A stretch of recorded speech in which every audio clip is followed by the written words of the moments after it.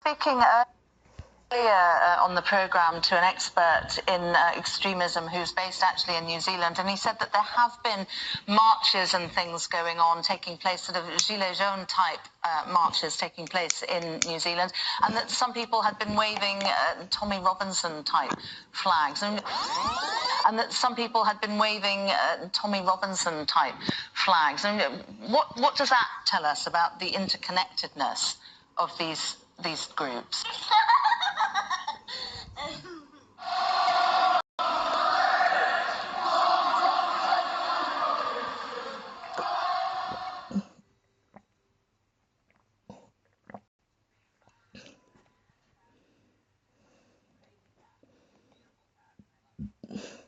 I went and looked today, and I got to tell you,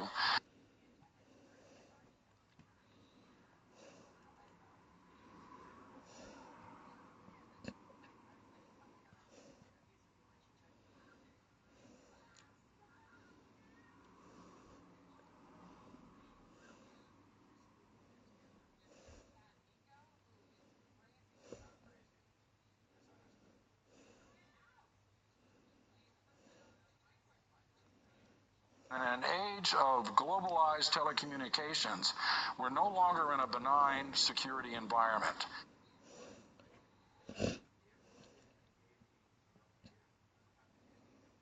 It sparks debate about whether terror threats from the far right are on the rise. Well, I'm joined now by criminologist and expert in far-right extremism, Professor Alberto Testa. Very welcome to you. Thank you for joining us this morning.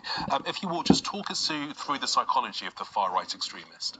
Let's say that there are two different types. The first one are groups that they play the democratic game. So we have basically UKIP, Tommy Robinson, and all the people that they are following there, alt-right. And then we have groups which I follow, which are dangerous. This group use violence as a mean just to destroy the democratic state. Now, for what I have read, actually this guy, this murderer belongs to the second group, because so they are very conspiracy theory minded. For instance, this group hate Tom Robinson, alt-right, because they believe that actually are paid by the Israeli government. They are recruited from economic insecurity background, and ironically, they share the same pathway of radicalization of the jihadist group. So basically, they have a feeling of social isolation, victimization, and frustrations. Try to address their frustration using, obviously, violence. Okay, Professor Alberto Testa, very interesting to get your insights. Thank you very much.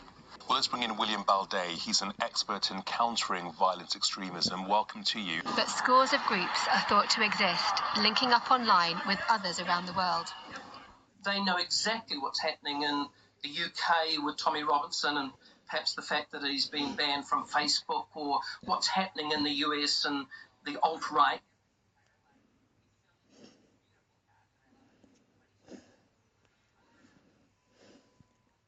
Well, let's get more on this developing story. Our Foreign Affairs editor, Deborah Haynes, is here with us in the studio.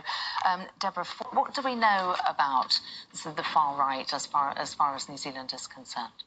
Well, I mean, analysts have said that they've been aware of far-right groups in New Zealand, but the authorities in the UK, in the US, and now definitely in New Zealand are aware that the far-right threat does exist and potentially is growing.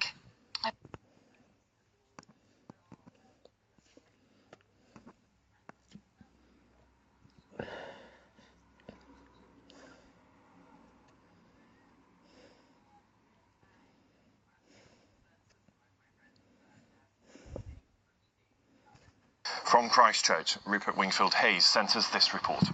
From Christchurch, Howell Griffiths reports.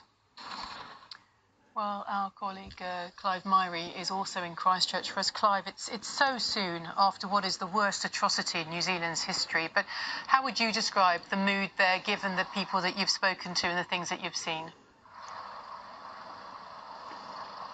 Yeah, one simple four-letter word, Kate: numb.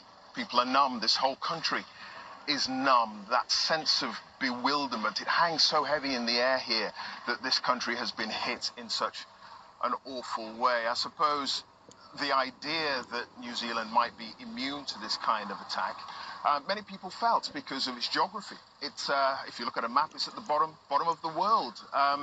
The distance to get here, this idea that this could be a hotbed of extremism on the far right. People hoped that geography might make this place immune to this kind of thing, but clearly that hasn't helped. You heard the Prime Minister there talking about toughening up the gun laws in Howell's piece. They've got some of the toughest gun laws here in the world, but yet they need to be looked at as well.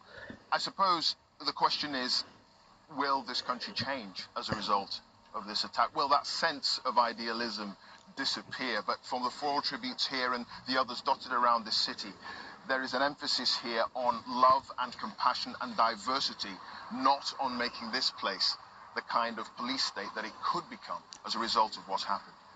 Clive, thank you.